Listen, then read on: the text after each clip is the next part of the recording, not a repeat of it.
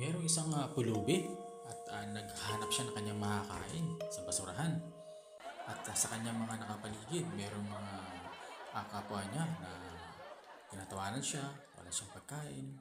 Bakit daw hindi siya maghanap ng trabaho kaysa maghanap ng pagkain sa basura?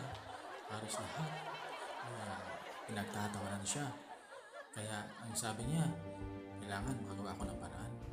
Ginawa niya, nanghuli siya ng isda at upang may benta at maulam. Yun, at meron siyang nahuli. At pinatunayan niya sa sarili niya na pwede nga itong pagkakitaan. Ito ay kanyang ibinenta sa market, sa palengke, sa tao, na kung saan siya ay nakalikom ng pera at kumita.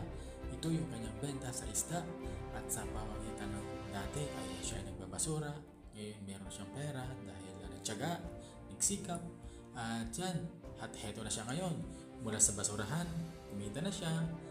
A beggar hardworking. Kaya sa lahat ng bagay guys, tayo, huwag nating isa-isip na lagi na lang tayong nasa baba.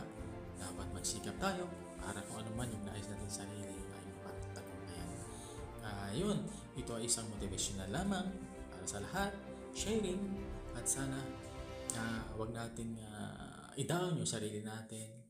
Push natin guys para lahat ng nais pa natin ay mapagtagumpayan, kumita at maging successful balang araw.